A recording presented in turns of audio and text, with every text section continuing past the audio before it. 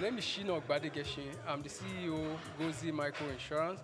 Continue to watch SOUQ News. Adenike Adeyemi, Executive Director of Faith Foundation. Keep watching SOUQ News. My name is Shepherd Michael Adewale Onofuye. I enjoy you all to always watch SOUQ News TV. Hey everyone, Majuli Obaje here representing Gigi. Keep watching SOUQ News, okay? Stay updated with SOUQ News. My name is Aton Keme. I am the head of MSME banking.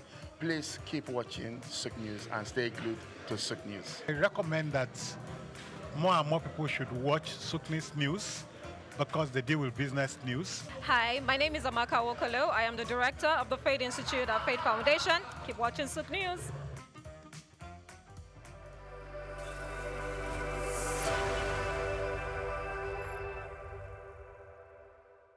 We've got just what you need right here at Femi Wash Media. Call it the Midas touch and you wouldn't be wrong. Let us record, produce, mix and master your audio like nobody does. Reach us on our contact today for the best quality job. Towards the end of last year again, somebody called me from the presidency and said, Ara, what did you do to Abike Dabiri? And I said, I don't understand. In public, I went down on my knees. I said, Ma, Emma Bim. Not because I'm wrong, but because more call me, more beko. I am well raised. More be me, utura me be, and because of what I stand for. This is something really painful till date for me. When you sleep with somebody, they can access you. You've given them a code to your realm, to your spirit man, to your soul man, and they can do and undo with you. Why do you think some girls will be like, Afito Baswaya me, Afito Bagwaya me? Why do you think they talk those kind of things? Because it's a potter, yes, that you access. Once you give somebody that access, they can summon you, they can do anything to you. I have fallen many times because I laid with the wrong person. Is it true what they all are saying to me? And I'm like, what's going on? What's everybody saying? Tell Oga now, tell him what you told me. I'm looking at, what did I tell you? You told us he wanted to rape you. They say the biggest risk in life is to never take a risk. And guess what we're talking about today? We're talking about setups. Setups by people that are close to you or people that are far away from you and how you can run away from it. But don't worry. My name is Swift and they call me. Rising demand for healthy proteins, snail-based cosmetics, and export opportunities have driven a surge in Nigeria's snail farming industry, far outpacing local production and opening a significant gap for investors to fill. Snail farming, or heliculture, is rapidly emerging as a profitable agribusiness in Nigeria, offering sustainable solutions to food security, poverty reduction, and income generation.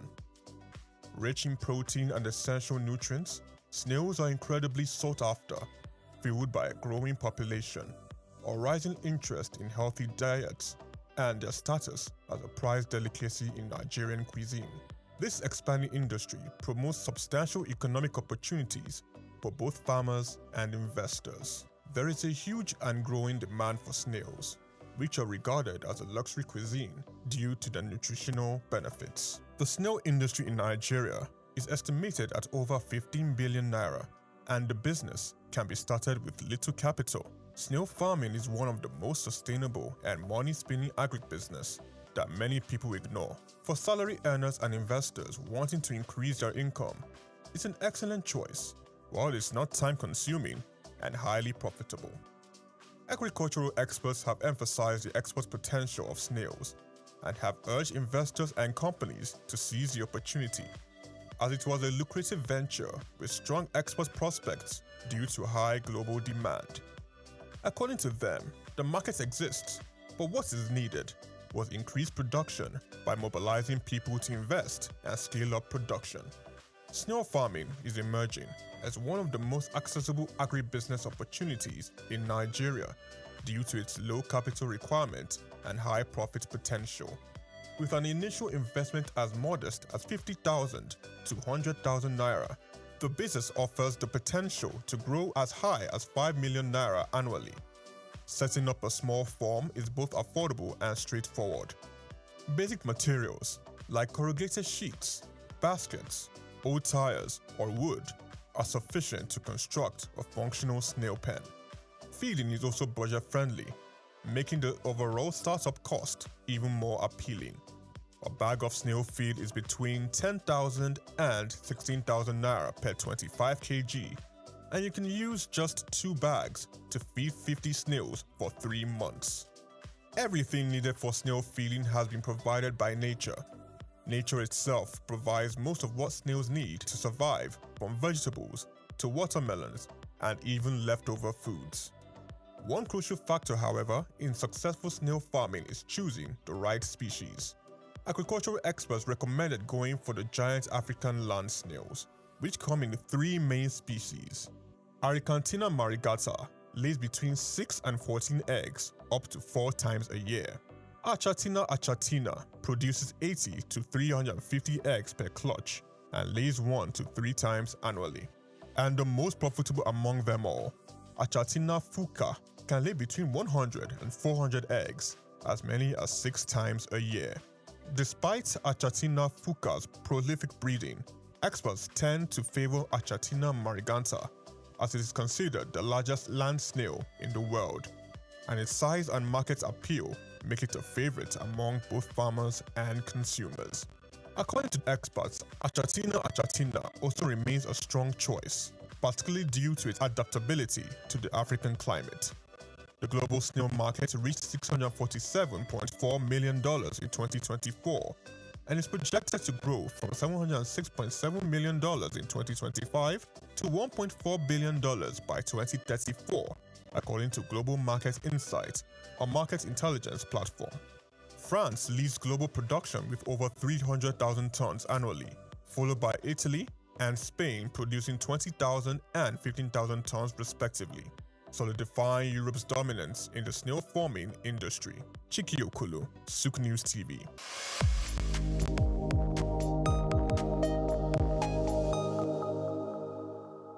The Eyo Festival, also known as the Adamu Orisha, is a traditional Yoruba festival unique to Lagos Island in Lagos State, the center of excellence. It is one of the most iconic cultural events in Lagos and serves as both a spiritual ceremony and a public spectacle. Eyo dates back to the 19th century, though original traditions suggest its origin may be older. It began as a rite of passage for the transition of a deceased Oba or High Chief in Lagos. In today's special report, Bayo Olaoye traces the antecedents and the genesis of this renowned cultural event. The first recorded Eyo festival was held in 1854 to commemorate the passing of Oba Akintoye. Over time, it also became a celebration for the installation of a new Oba or to honor prominent Lagosians.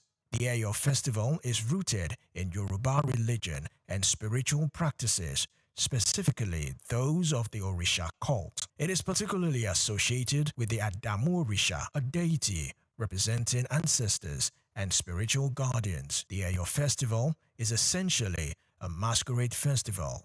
The masqueraders are called Eyo, and each represents a spirit of the ancestors.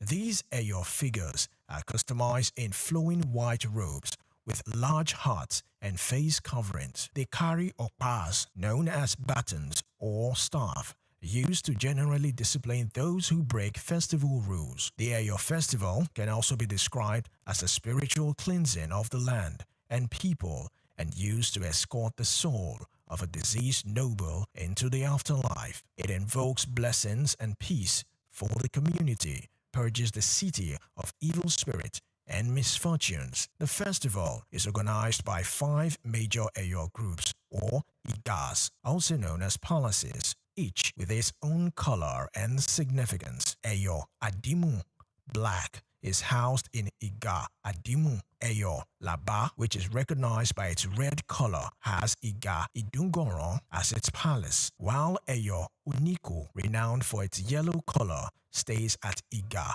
Uniku. Iga Ologede, with its green color, will reside at Iga Ologede, and Eyo Agere with his purple color stays at Iga Agere. The main day of the festival is called Oye Day, which falls on Saturday. Prior to this, there are several rituals leading to the Akoko Day, where announcements are made and various traditional rites are performed. What are the rules, regulations, and etiquettes? During the festival, what are the do's and don'ts? During the festival, certain items and behaviors are prohibited, such as wearing of sandals and shoes, since everyone goes barefoot during this period. Also prohibited is the use of motorcycles and bicycles, while public smoking is not allowed, as well as the wearing of hats and caps. Violators are often corrected gently with the okpa by the Eyo. What about the modern evolution of Eyo Festival as a potential for tourism development? While originally a sacred rite, the Eyo Festival has become a major cultural attraction, prominently showcased during Nigeria's independence celebration in 1960, and in subsequent years, it has been used to honor dignitaries and promote the heritage of Lagos. It does not occur annually, but rather on special occasions, often at the discretion of the Lagos monarch or Bar of Lagos as the custodian of the tradition. The festival combines ritual, theater, music, and community spectacle, and it is often considered a precursor to the modern Nigerian carnival. The Eyo Festival has inspired modern performances and literature in Nigeria and reflects the depth of Yoruba spirituality, the importance of ancestors, and the interplay between tradition and modernity. Olumide Shokoya reporting for SOUQ News TV.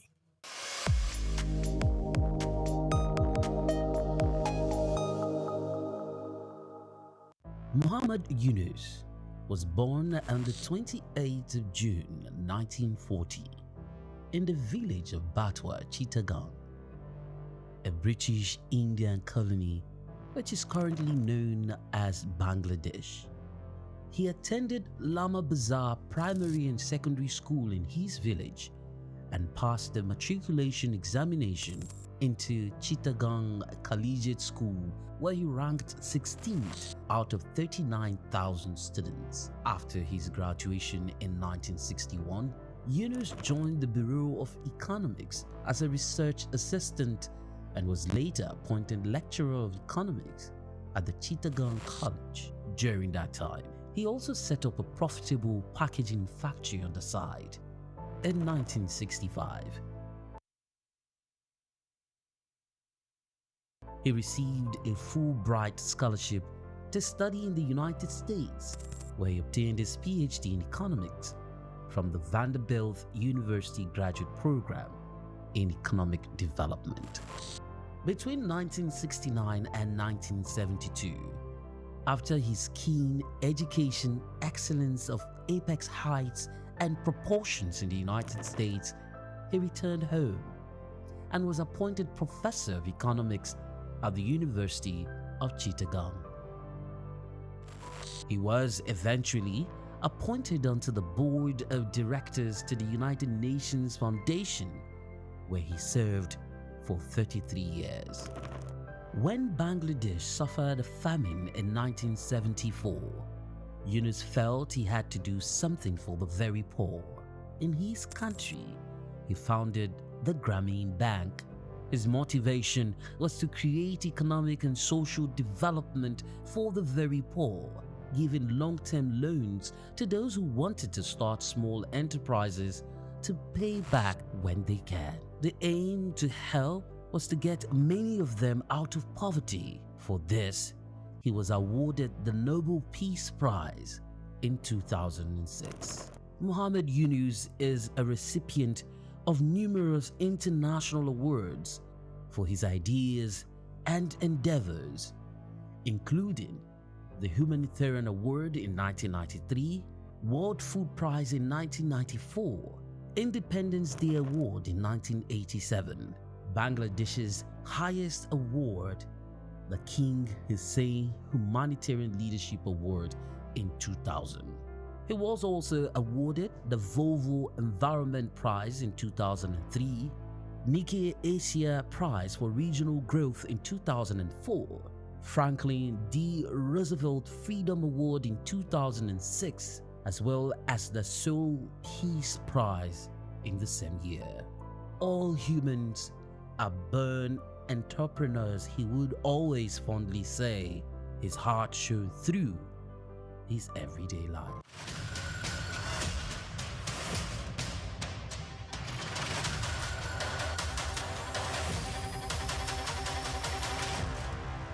My name is Shino Ogbadegeshi. I'm the CEO Gozi Micro Insurance.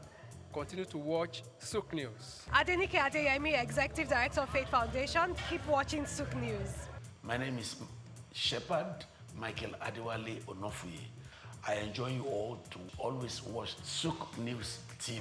Hey everyone, Majuli Obaje here representing Gigi. Keep watching SOUQ News, okay? Stay updated with SOUQ News. My name is Aton Keme. I am the head of MSME banking. Please keep watching SOUQ News and stay glued to SOUQ News. I recommend that more and more people should watch SOUQ News because they deal with business news. Hi, my name is Amaka Wokolo. I am the director of the Faith Institute at Faith Foundation. Keep watching SOUQ News.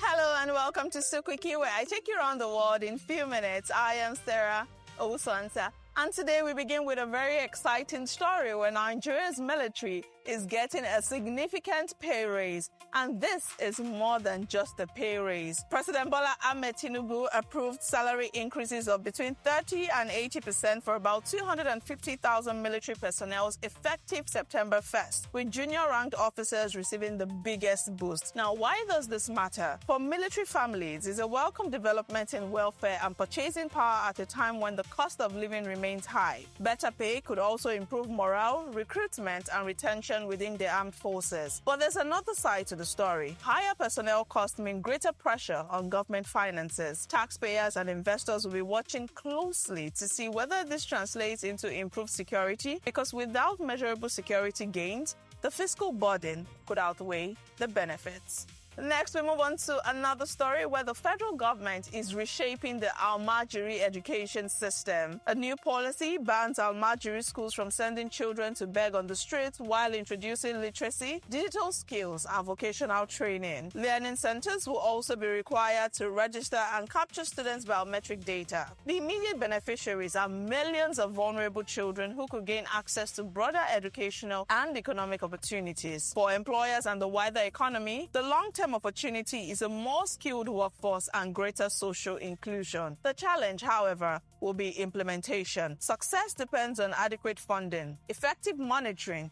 and the cooperation of religious as well as community leaders. Now we move on to South Korea, where a railway project is back on track, at least on paper. Seoul is reviving plans for a railway that could eventually reconnect South Korea with North Korea. While political tensions remain high, the move is a strategic signal that South Korea is planning beyond today's diplomacy. If relations improve, the railway could unlock trade, logistics, and regional investment opportunities across Northeast Asia. Until then, it remains a long-term bet with significant geopolitical risk. And finally, we move on to football, but with some sort of economic stake. Nigeria Super Falcons face Egypt today in a crucial Women's Africa Cup of Nations WAFCON group match. A victory keeps their hopes of an 11th continental title alive, but the impact goes beyond sports. Success on the pitch boosts the commercial value of women's football, attracts sponsorship, strengthens media rights, and inspires greater investment in female athletes. A disappointing campaign, however, could slow that momentum. But we wish the Super Falcons the very best today. And that's it on SOUQ Wiki today. Thank you so much for joining us. Remember that you can follow us across all of our social media platforms, like, comment, and engage at SOUQ Digital. I am Sarah Owusu-Ansah. Have a beautiful Wednesday. Towards the end of last year again, somebody called me from the presidency and said, Ara, what did you do to Abike Dabiru? And I said, I don't understand. In public, I went down on my knees. I said, Ma, Emma Binu. Not because I'm wrong, but because more call me.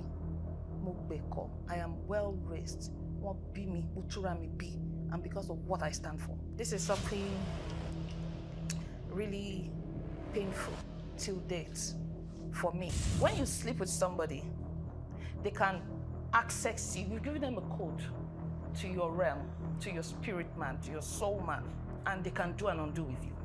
Why do you think some girls will be like, Afitoba Swayami, Afitoba Gwayami? Why do you think they talk those kind of things? Because it's a potter. Yes. That you access. Once you give somebody that access, they can summon you, they can do anything to you. I have fallen many times because I laid with the wrong person. Is it true what they all are saying to me? And I'm like, what's going on? What's everybody saying? Tell Oga now, tell him what you told me. I'm looking at, what did I tell you? You told us he wanted to rape you. They say the biggest risk in life is to never take a risk. And guess what we're talking about today? We're talking about setups. Setups by people that are close to you or people that are far away from you and how you can run away from it. But don't worry. My name is Swift. They call me Sugar Mommy. And today I'm not alone. I have 3 very beautiful women, intelligent, gorgeous, and amazing. Let me not waste time. Let me start with them. So, you know, like, they tell you that there's always one by your right-hand side that determines everything that goes down in the world. She's looking very serious, like an accountant about to count my money. Now, how are you doing? I'm good, very well. I would love to count your money and have you forget that I was doing that. So please, tell me when I can come. Okay. All right. And close to me, you know, they tell you that you always keep the babies close to you, the beautiful ones that you don't want anybody to spoil so that they can be right by your side. I have the absolutely gorgeous. What if I'm the one doing the spoiling? Oh my God. You are. How you doing? I'm good. I'm good. And so I'm about to do a drum roll thing. Today we decided to, you know, shake it up a little. And we brought somebody to you that started playing drums at the age of 5.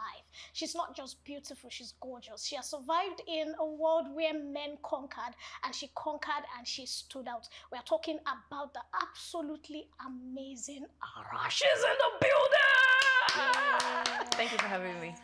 Thank you, ladies. Thank you. You're Thank welcome. you for joining us today. So before we start, I'm so sorry, I have to do this. How did you know you were interested in drum? You know, literally. Yes. Let me say that if you check my first official baby picture, it was my younger brother that pointed my attention to that, actually called my attention to that. My first baby picture, I had my hand like this. So it was like, sis, do you realize you came into the world with your drum? It didn't occur to me, literally. So, but I started playing at the age of 5. And it's been an amazing journey. So I would say the drum chose me. I was going to ask, is it just talking drums or you play any type of drums? Okay, so I play well over 7 traditional drums. But the talking drum, because it was a soul preserve of men for centuries, and I am the first woman to play it. So I'm the first female master of the talking drum. But I play other traditional drums that females probably allowed to play, because there's still some traditional drums that females cannot play till date. Wow. We just got schooled, ladies. All right, talking about schooling, so we're talking about setups. And we're going to talk about setups when they come from people that are close to you. Those people you've eaten together. You've told your secrets. This is the guy. This is what we did. And then the person now decides to set you up in the middle of all of that. So let's start with our guest first. Let's shake her up a little. Okay. You've been in the industry for a bit, and they tell you that sometimes females are the biggest enemies to other females. It's sad, but that's the reality. Sometimes it's men too. They can gossip and be quite petty. Have you ever had a setup that shook you? I've been in the industry for 38 years, and I can tell you that I've had 2 of those experiences that literally shook me. Do you want me to share both? Please. Go ahead. I want the tea. Okay, so the first one was in 1994. I was in Ilorin, performing with a band at the time. We were working in the studio. So the owner of the studio was somebody I became very close to. My boyfriend at the time was in the UK. So he was living in the UK. So I got close to him because, then there was no social media and all of that. So I felt like, okay, when he was traveling back, I wrote a letter, Egbon, please help me drop this mail when you get over there and all of that. Somehow, I think his girlfriend got jealous and thought there was a thing going on between us, but there was nothing. Wait, did you say ex-boyfriend or your boyfriend? At the time, my boyfriend. So which means he had another girlfriend outside the country? No, the person she gave the letter to deliver it. Oh, the person I gave the letter to was the owner of the studio where we were recording. His girlfriend thought I had a thing with him. My boyfriend was in the UK, and he was living in the UK, but he came home once in a while. So it was about going back on this trip, and I decided, please, could you help me drop this letter over the post over there? That was 1994, thereabout.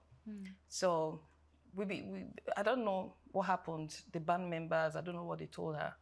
So this day I walked into the studio and they told me I was being summoned. I got in there. I've never told this story anywhere else. Wow, okay. I was being summoned and I got in, and the owner of the studio, that had become like a big brother to me, called me by my other name, stage name at the time, Tracy. That was my stage name at the time. He said, is it true what they all are saying to me? And I'm like, what's going on? What's everybody saying? Tell Oga now. Tell him what you told me. And I'm looking at, what did I tell you? You told us you wanted to rape you. Jesus Christ. I couldn't believe my ears. I was shocked. Like, I looked at everybody. They all said I said so. I felt like the ground should just open. Let me just enter. I went on my knees. I started crying. I'm like, Egbon, never. How would I say such a thing? I couldn't even imagine it. You're like my brother, So it was like, but how can everybody be lying against you? And I'm like, I didn't.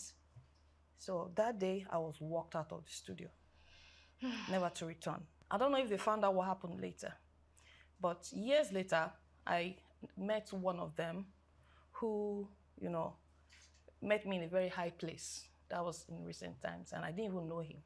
Wow. And he said they should call me. I was working with the Oni as his cultural ambassador in Ife, and they came to, because I was in charge of the guests, and stuff like that. So, and said, do you remember me? I said, sorry, who are you? That's the place I want to be. If I remembered, I would have said that. Honestly, I didn't even remember. Honestly, I didn't. Then he now reintroduced himself. I was like, wow. So I hugged him and all that. But then, I'm not one to carry grudges. For you are so long. nice. So, but I just let it go. But then, that was where it ended. So that was a major one for me. First time ever that such a thing would happen to me. So you never saw the man again? No, I never. And I can imagine how your career took a different turn, because at that point you were walked out of your own band. Yes. Where your band members were your family. Yes. No, I wasn't the owner of the band. I was a band member. Yeah. Yes. So that happened. Well, I think I've had 3 actually. Okay, now drop the second one first. Oh, goodness, this other one. Okay. Wow, should I be saying this? Yes. Are you gonna get sued? Mine is the first one. Because if you're not gonna get sued, I'm interested in the tea. I don't judge. Okay. As in the man, like I always, these are things that anger me more. It's that you know me to a point. I feel like you will know what I would say or what I won't say or how I would behave. So who was the orchestrator of this gospel? So I got to know was the girlfriend. She paid everybody.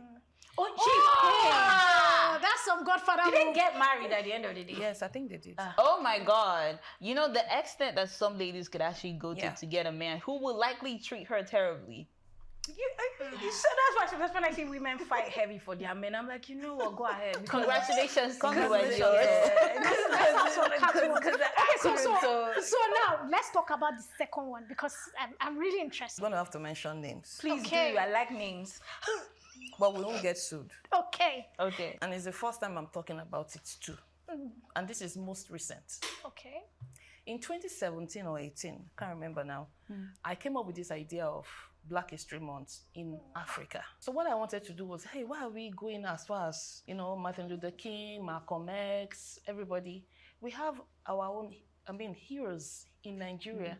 The Malcolm Nkrumah, Chief Obafemi Awolowo, Anthony Enahoro, a lot of them like that. So why don't we have our own version of Black History Month and stuff like that? So I wanted to start that.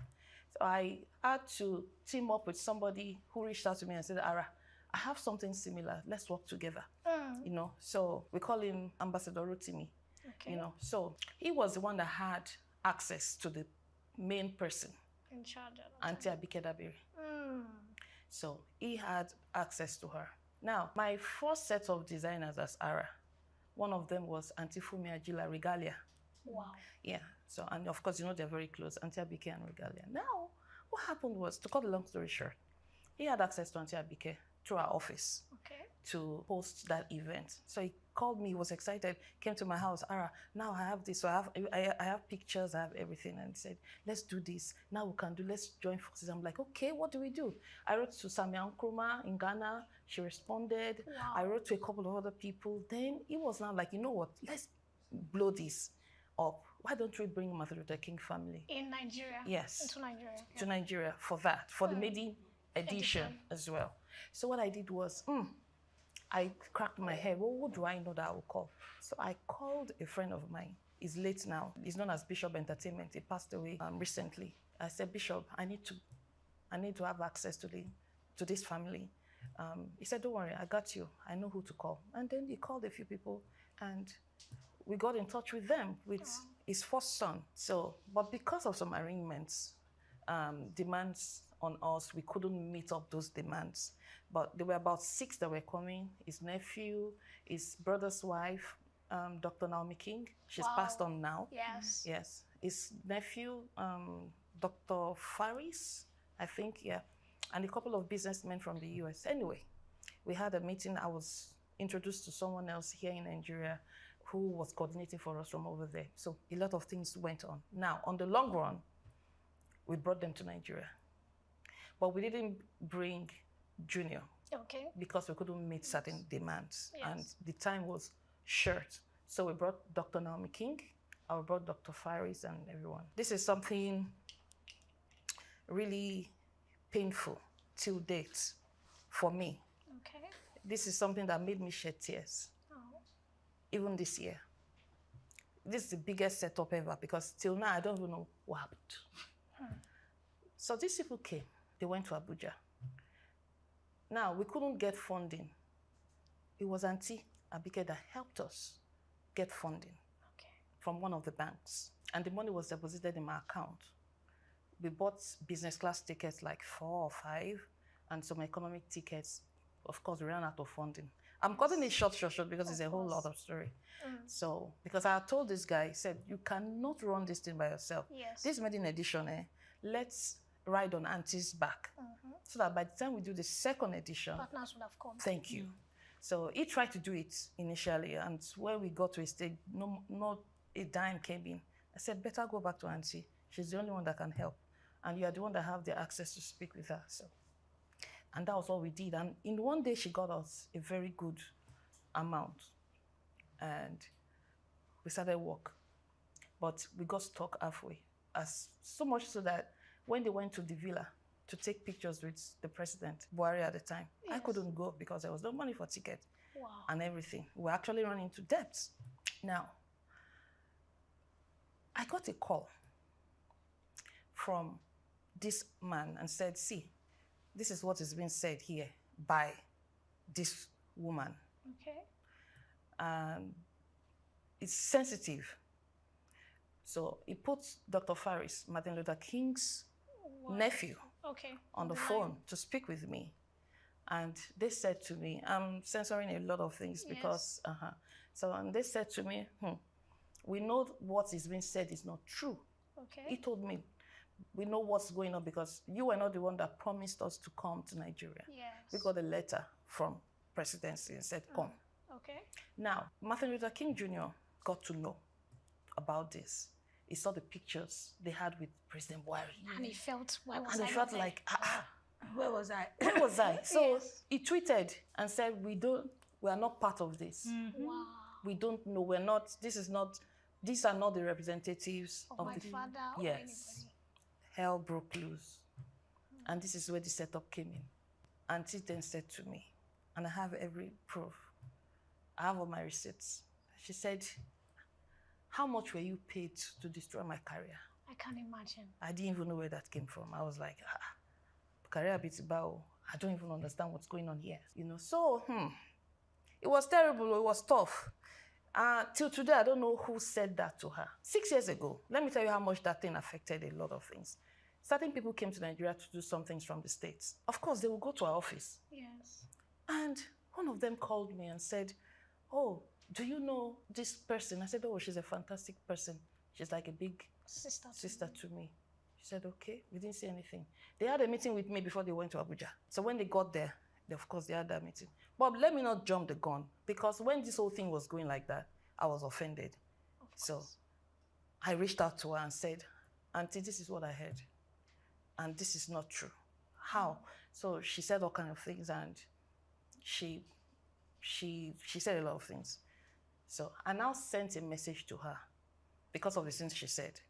You know, I said, if there be a God in Israel, I'll be vindicated. Yes. Because I don't know anything about what you're saying. So they all had to come to Lagos. We had a press conference. And while we were at the venue of the press conference, I saw somebody that has really touched my life. There are a few people in this country that God has used for me that did not toy with my dignity. I can mention their names if you want me to mention their names. If it's okay to mention their names. Dr. Muiz Banire. Now, Dr. Muiz Banire is somebody that we met at an event. I tried to see him pushing projects. I never got to meet him. So city people had an event. They wanted me to perform. They couldn't pay. I said, okay, you know what? I'll come for free, but I'll come as your MC. Okay. So I went. It was Tony Payne and I that hosted the event. Okay. So coincidentally, Dr. Muiz Banire was there. You know, of course, we have to give out awards. That was about the time my song with Two-Face was gaining grounds. And they were saying I was dating Two-Face. I'm like, I'm not dating Two-Face. Yes, we kissed in the video and all of that. We even kissed. It's okay. It's okay. We kissed, you know, so, you know, that was my first attempt at being an MC, and it was such beautiful. Now, Dr. Muiz Banire was one of the people that were called to help us present awards. Yes. I said, Your Excellency, Honorable Commissioner, today you are going to work for me. He said, yes, ma. I said, I've been to your office countless times. I couldn't see you. I couldn't see you. But today, see the way God works. Sir, could you stand over here for me now? I'll hand him the work plans. So rather than him presenting just one or two, I made him present like 5. He said, sir, you're working for me today and you will not receive salary. So, you know, we're just laughing and having fun. After that, I had to go to another event. So before I came back, he had given Tony Payne his number to give me. You can contact him. So I contacted him and said, come and see me in the office. And I got there and he said, tell me about what you're doing. I love your courage and everything. I told him, he said, and he got up, he said, sorry, I misjudged you. And he reintroduced himself and said, do you know about the governor of Osun State at the time, Governor Rauf Aregbesola? I said, I know of him, sir. I said, I want you to meet him. And that day, he gave me 1 million naira. Personally, made sure I saw Governor Rauf Aregbesola. On that day, he was very ill. As a matter of fact, the people around him, the politicians there were making jest of him, like, how much has she paid you? You know, for you. So he insisted. And I saw Governor Rauf, and I got my first major contract in my entire career without anybody asking me any... Without them touching you. Without them hug me. Without hug. Honestly, without come and jepek. You understand? Without come and... What's the color of your bra? I just want to know the color. Without any of those things. So, that man, I hold him in highest. That second person is Governor Rauf Aregbesola. As a matter of fact, the 3 times I've sat with him to discuss, he won't even look at you. He's talking, he's right. Oh yeah, okay. Yeah, go and meet the accountant general. Wow. Okay, go and that. Another person is Remo Shagoniru. As a matter of fact, I owe him. Wow. You know, then there's this Jamie Day.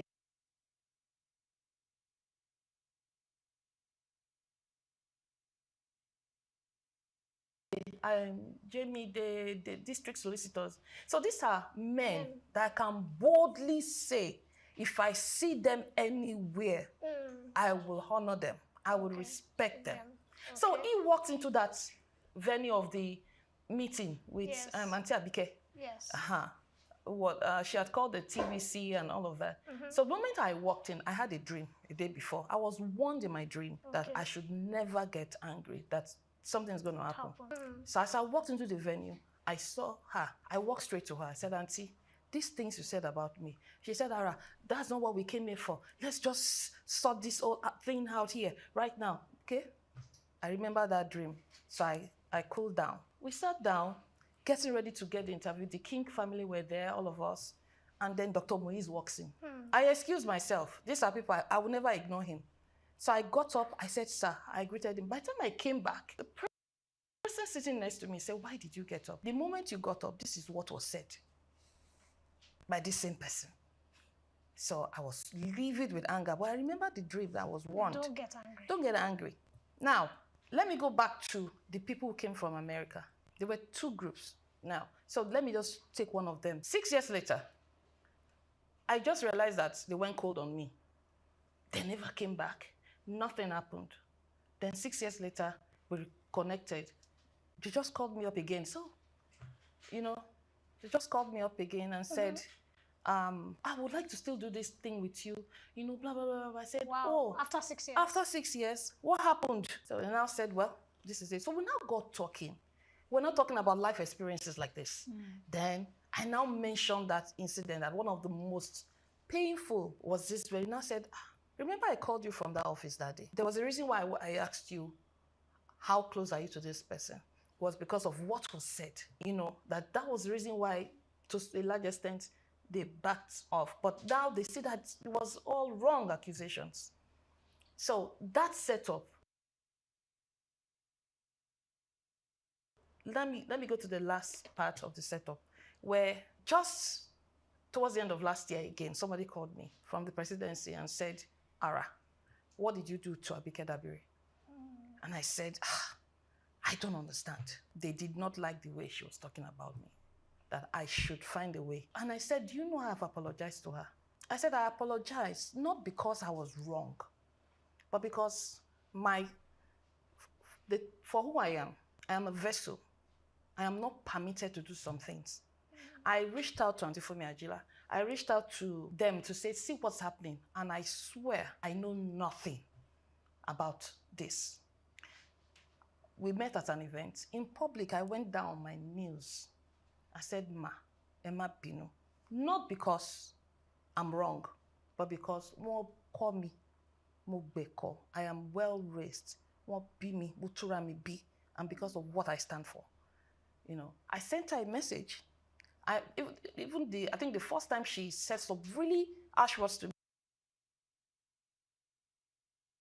me and, sent that message. I responded. That was the day I said, if there be a God in Israel, if there be a God in heaven, I'll be vindicated. But the following day, I said, okay, let me reach out. I said, Auntie, I don't know who is feeding you this, but it's all wrong. I apologize because you are my elder, because in our culture, yes. I said, not because I'm wrong. I apologize because you are my elder, but please do your findings. I don't know anything about this. So when this last person reached out to me again, my parents are late now, both of them. They are the most precious to me, even in death. And I said, God, forgive me for what I'm about to do, because you're not supposed to swear by anything. Let your yes be yes, let your no be no. I said, but these people brought me into the world. I swore by their graves. I said, I know nothing about what I've been accused. And the way she's been speaking about me, blocking, places. So that setup, I don't know who did it though. I really don't know. But my mind is telling me somebody. Yes. But I won't mention the person because I don't have facts. I don't have a proof, to that person. So when you're being set off for something that you literally, the way I just console myself is I look at the story of Joseph. So when he was being set up by his brothers, an onlooker will have thought, It's done for. But when you're a vessel, when you're a chosen one, God, does some things in a way that is beyond human understanding. So, I mean, let me end. So they just ruined that beautiful relationship. Yes. I don't know who. Like, for real, I don't know who. Antoinette. I really want to know what goes through people's minds when they're trying to, because don't we have enough problems in this world that you literally sit down, spend your time conspiring, orchestrated that wanted a benefit from her. Yeah. So the person used you to do whatever that is. Absolutely. But I always say, I like to think for myself. That's my thing. I like to, okay, this is noisy, but let me stay away and just actually hear what's going on. And if I am close to someone, I go off who they are.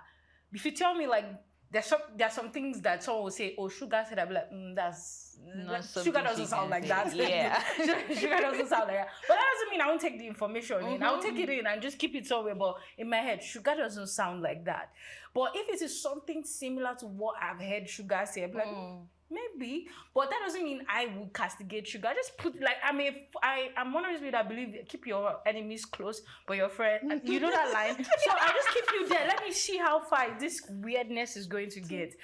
That's why anytime people are like, oh, if you set me up, it'd be weird, because I'll be like, wow. But I need to come back to you. There was a segment you made. We need to bring you back. And you talked about the drums you play. You said you play 7. But you said that there are some drums women are not allowed to play. I wanted you to go a bit deeper, because somebody that is listening to that conversation is like, okay, there are certain drums women cannot play. Why? Yes. Yes. There are some, like, what we call the oro drums. Women cannot play oro drums. Okay, true. Why? Because women are not supposed to come out Come out during Oro. It's a festival women are not allowed to be. Women are not allowed Why? to. Wow, I don't know anything about that one. That's all I know. This one is a feminist. I know. Also, there are some drums that are made from human skin. Women are not allowed to play them. Why are the drums made from human skin? I think that should be more of tradition than cultural for me. Because that shouldn't be a culture. That I don't want to make that a cultural thing. So I think it's a tradition. I don't know, but I tell you, there are drums that are made from human skin. I have so many questions, actually. Who are the human skins? Did they give up their lives? She doesn't know. She's not one of the people that makes the drum. Because, like, how? No, because I want to say something, but I No, won't say let's be cautious here, because it's traditional. There's a thin line. I don't want us to cross. I don't want us to cross that line. We can't. We actually can't. But coming back to tradition, I want to ask you. There was a time that you got appointments. You've been getting government appointments, and basically in the industry, people, when they see female that is doing well, we're gonna. Who are you chopping? Mama. So you see when Ara is on stage, the way she's shaking. Yeah. I know. So how do you work with this kind of rumors? Because sometimes even your friends, even family, they make some. How do you walk around them? Okay, let me clear you. Yes, ma'am. I have friends and I don't have friends. I'm a very private, public person. The version of me on stage is totally different. I am my own friend. I enjoy my own space. I enjoy my own time. As a matter of fact, I don't visit people. I don't know how to visit. There are a few people who have tried to be friends with me. They realize that they, we're the one always saying, let's come. In fact, they've never been to my house. Wow. I managed to go to 2 people's house in how many years? In over 20-something years. Right, so I live in my world, my cocoon, my kingdom. So it's difficult for me. I don't like parties. Okay. So God bless my mom's soul. It got to a stage, she would say, just leave her alone. Just understand, don't get offended. Even family functions, they don't call me because they know I won't go. So when people have parties, they call me. Like, I find it ridiculous that I have to travel from Lagos to Ibadan for a party. I don't know how to do it. But if you say, come and perform. Yes, I will get on that stage, burn that stage, disappear. But if I have to network, that's the most difficult part for me again. Because getting off the stage and then mingling, sharing, I don't know how to do it. So for people who don't know me, they'll be like, oh, she's cold, oh, she's snobbish, oh, she's proud. No, I'm not. You know, as a young child, they used to call me Mary. There was no name they didn't call me. I remember a particular PTA they had when I just got to GS1 or GS3 or something. And they called my PTA. The teachers were fed up. And they said, who came to represent her? And my mom said, she was. And they were like, when you tell her to stop, that's when she starts. When you tell her to start, that's when she stops. When you tell her to, you know, my mom was like, oh, okay, so what exactly? She can't stop talking when you tell her to stop talking. So my mom is like, okay, she's talking to human beings. She said, say thank God. At home, it's goats that she will call together and start playing drum and teaching them how to sing. So she said, let her talk, please. So I don't listen. I've been told I'm dating, I was told I was dating the owner of Ife for the longest time. There's all kinds of things. I've never dated him. Okay. There are some governors that I've been linked to. There are some... Because me, I've heard 1 or 2 G's. That's why I... So you will say it. There are some ministers. But the thing is, yes, there was a time I was celibate for 6.5 years. Wow. Whoa. How did you cope? Thank you. My kind of person, right? There's more to me, and it's very deep.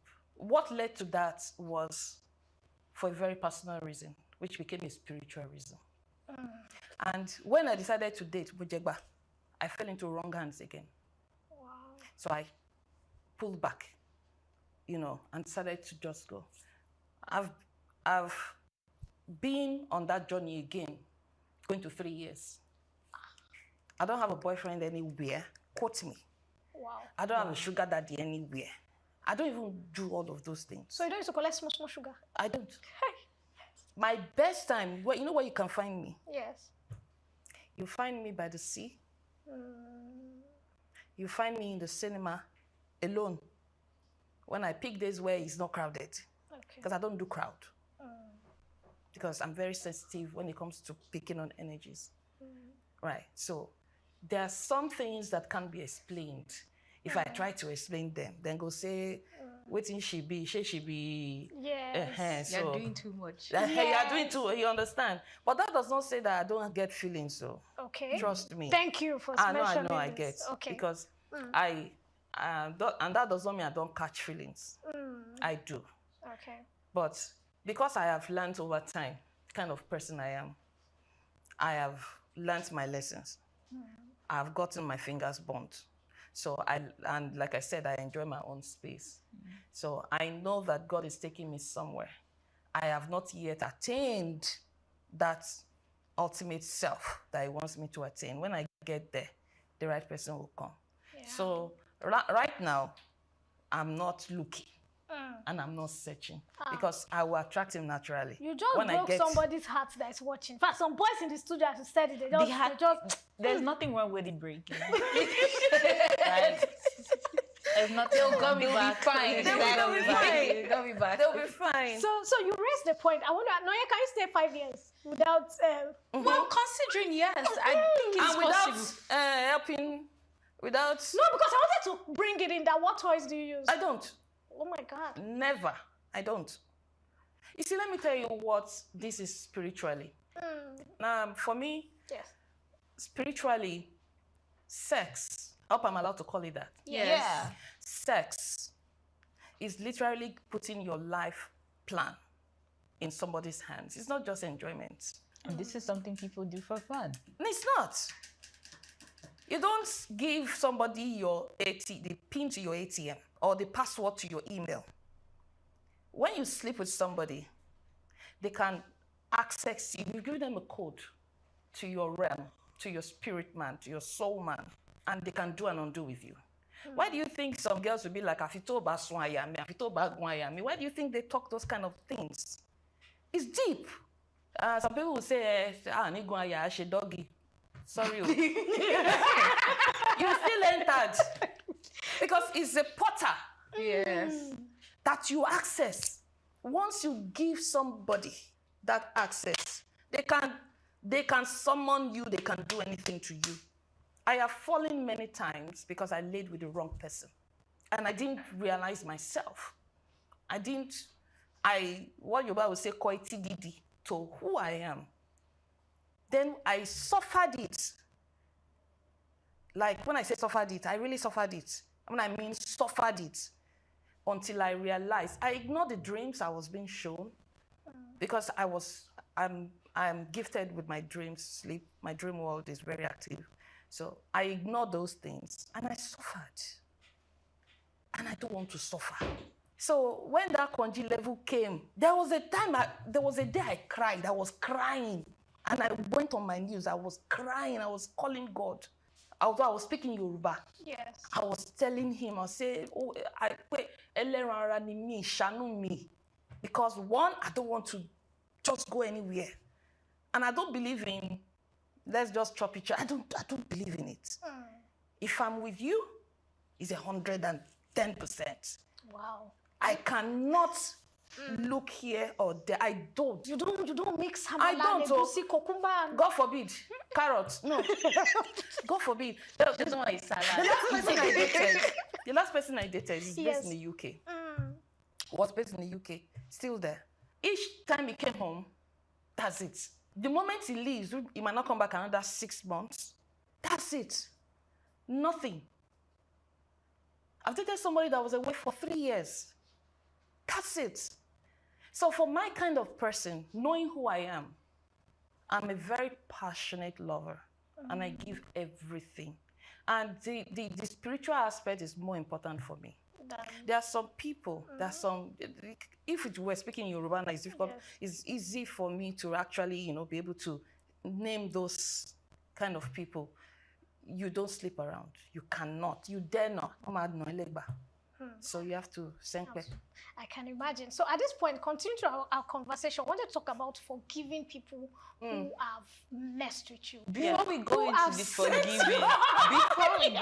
forgiving, you did say that when someone is like spiritually connected to you, they can mess. Does it work the other way around? Yes. Okay. When somebody does it affect demand? Like, can you retaliate? Summon him? Okay, now it depends on what realm you're operating from. My realm, you're not allowed to not forgive. You cannot hold anybody in unforgiveness. It's a no. So for the people who set me up, I can only cry. And my tears, they have meaning. I can't hold them in unforgiveness. The moment they have said, oh, sorry, for me, I'd rather walk away than argue. I'd rather walk away than cause a scene. But am I walking away? Is it that I go and cry? I let it out. There are days that I'm so messed up in my head by what people are doing and everything. I just pick my key. I drive. I put the music loud and I do it in the night. And I'm screaming. I'm crying. I'm screaming. I'll just drive round, screaming, crying, calling him because he's all I got. So I'll call him, cry my heart out to him. Because if I go to the beach now, somebody will see me and say, okay, we saw her voting. So, but it's allowed. It's your tradition. It's fine. Okay. You have to get to a point that we as Africans, we need to embrace our culture. I've heard you. Amen. I don't have the strength. That's why you see me. I don't get into what's it called, social media banter, all those. People have come for me on social media, like on 1 or 2 occasions about one thing. Instead, I try to talk them out of it. If I see that they're still going mad, I'm like, God bless you. Bye. Because my religion is love. I don't practice Islam, Christianity, or anything. My religion is love. And there's no way you practice love as a religion that you will not show it. That's the only religion you cannot be what you are not. Yeah. So, and what is love? God is love. Is everything. Love is patient. Love doesn't hate, is not jealous. It's not, look at all the qualities, characteristics of love. That's my religion. That's what I practice. Last week, I was at VFS because I'm going for an event outside the country in a couple of days. And there was this guy. I think his card, he came from another country and he couldn't, get anything done. They told him he had to go. You can imagine. So I walked up to him, left my group. I'm like, what? May I help you? What? He said, oh, he's from Mali. They don't have the embassy of the country was going to in his country. He had to fly down, blah, blah, blah. So his 3 cards declined. I said, how much is it? They mentioned the amount. I said, okay. I went to the counter. I said, can I pay for him?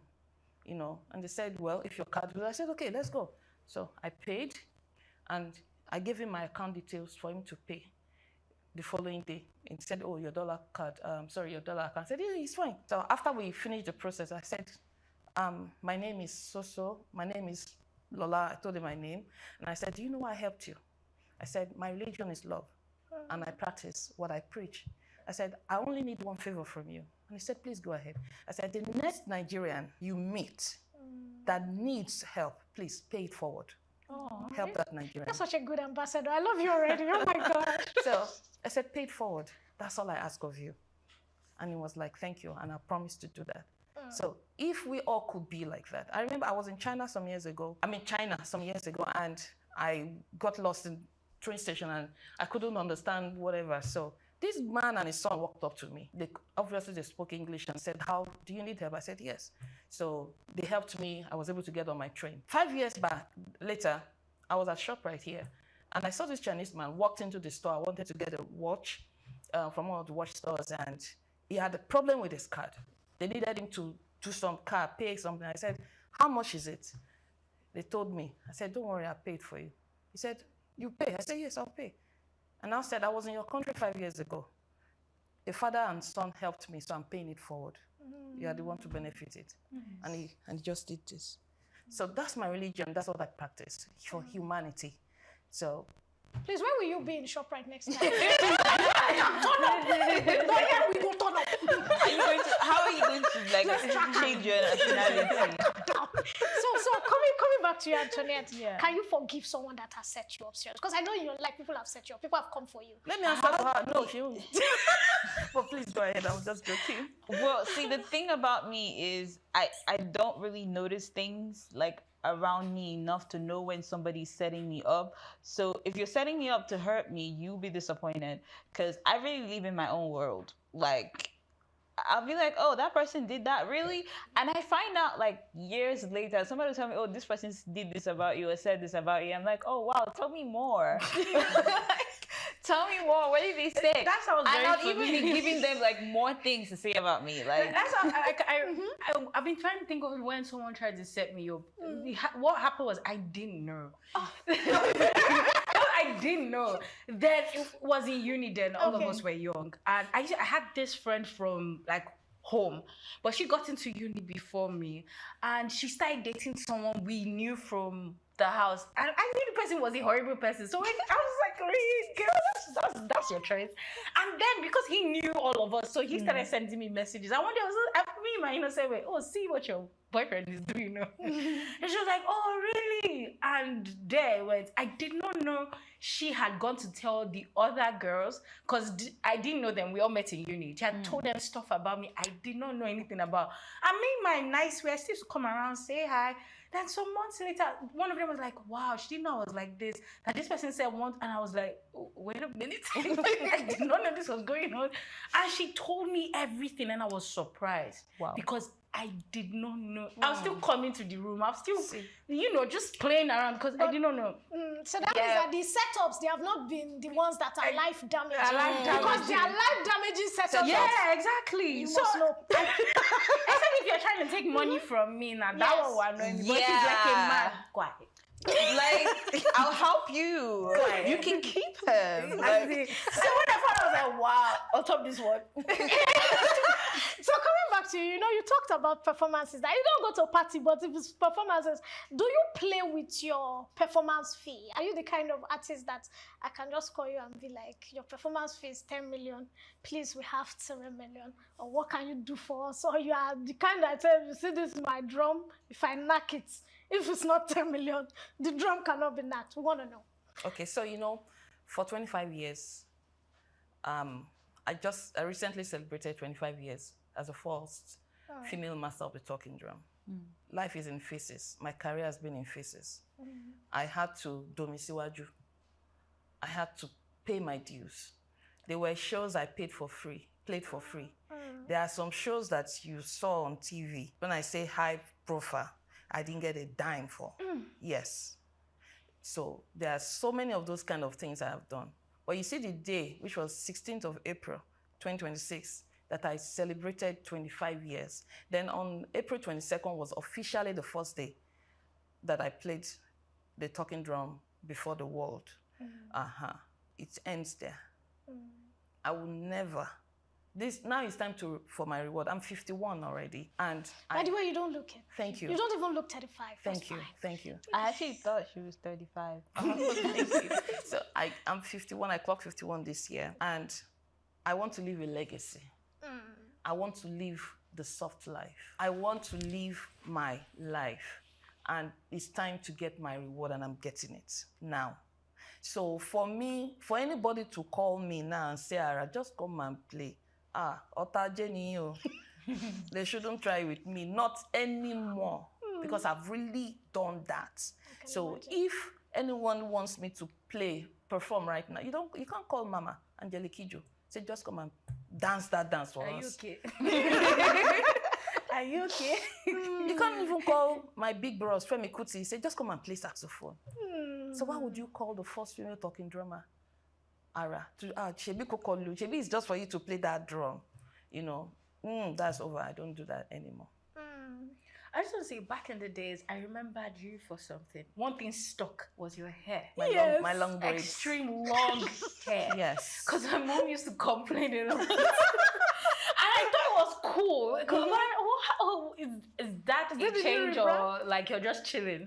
Or this is you off work? Yeah, this is me off work, one. Then Okay. two, when your hair now has apartments, half plot, quarter plot.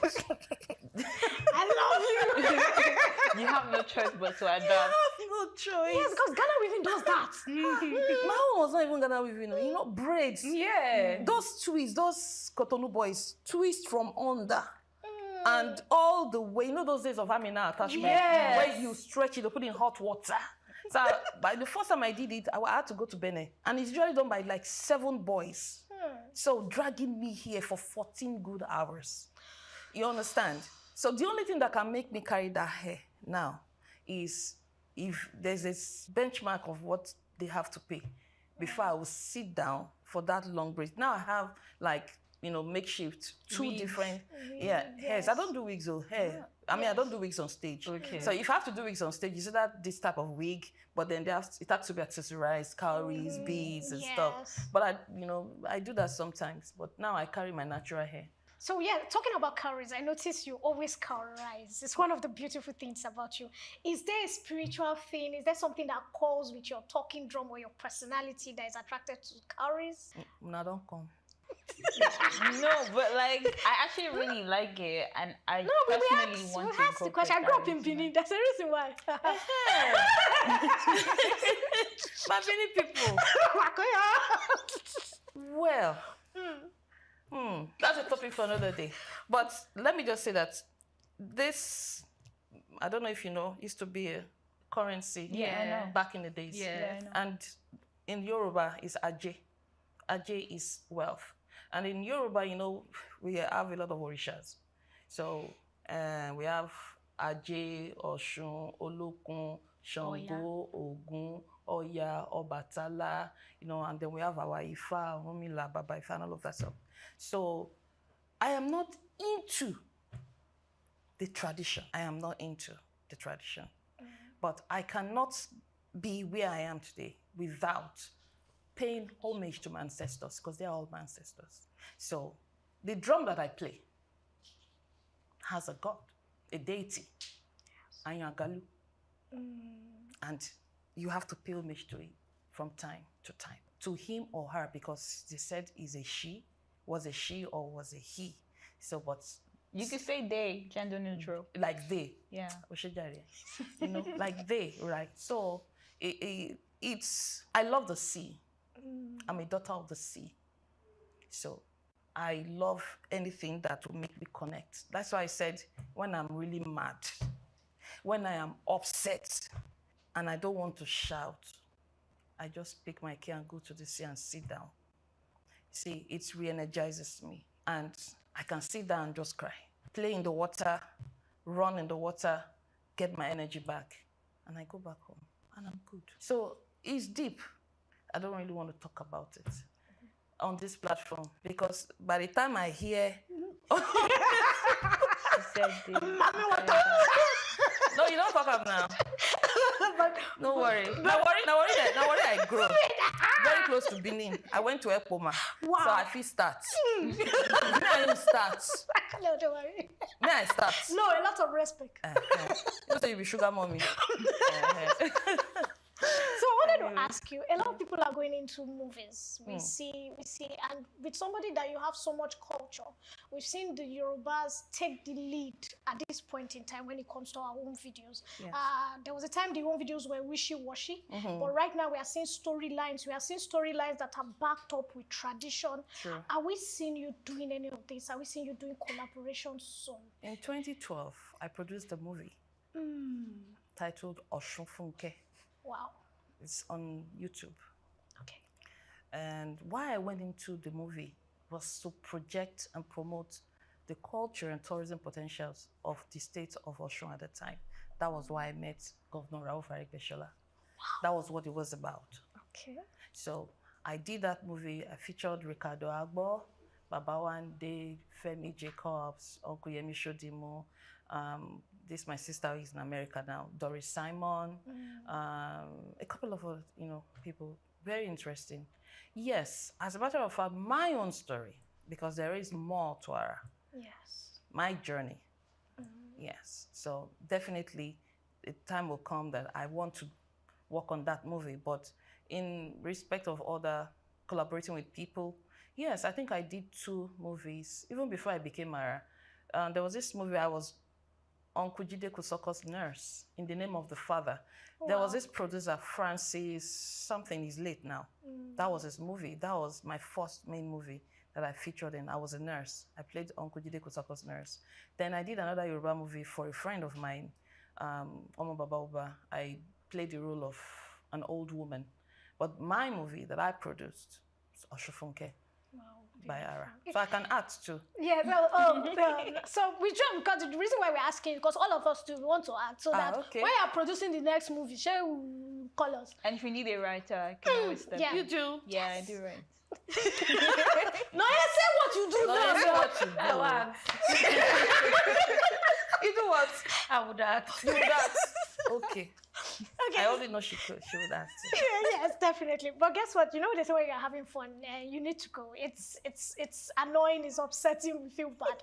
But at this point in time, I'm going to do something. I want to open the floor for Noye and Antoinette. Is there any personal thing you want to ask? Just look at Jenny. I'm going first. Can I send you my account number? Please do. Straight up. Okay, thank you. I'll do that. But maybe my phone will have screen problem at the time it comes. I don't know. But Oh my God. She already got the contact before I could even send it. Wow. That's not the comeback of it. Sorry. I don't have much questions to ask her because it was just the hair, because I was very fascinated by that as a child. Okay. But yeah, I love the fact that you were the first talking. She was a big deal when I was a child, so to me she was a big deal. I like anything. In my chest, you were like, because it was new. She was different from all the Yeah, other she women. was really different from everybody. She was new. I remember I'd never seen you on stage, but from TV, you had this courage that was electrifying. I loved it then. Thank you. The hairstyle It's still the same. Yeah. When you see me on stage now, it's still the same. Okay, I do have a question finally. Okay. Are you going to be accepting any apprentice, protege, maybe a young lady that could carry on your legacy? Or have you ever done that before? Oh yeah, there are well over 1,000 girls who play the talking drum today. Ooh. I may not have directly tutored them, but Ara definitely inspired every girl you see playing the talking drum or bata today was inspired by Ara. So definitely. So my own question for you is, how do you stay looking so beautiful? Honestly, I met you about 15 years ago on stage. You were fantastic. You literally have not changed. Do you have like a beauty routine? Is that something you do? Skincare routine. Yes. And is I there think it's an because advice? she's single. No. I think it's because she's single. But hold on. And is there an advice you have for women out there? Because there are so many women that, they've grown with you. They've admired you. They've seen you. They've loved you. Is there anything you have to take? Is there a kind of peace of mind? Is that something you do that it keeps you glowing? First thing first, know that you came with nothing. You will go with nothing. Secondly, put him first.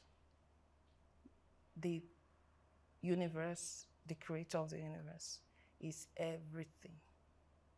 Thirdly, whatever you cannot control, don't bother. Don't be anxious. Right? Fourth, identify who you are. Who are you? You need to know who you are. Because if you don't know who you are,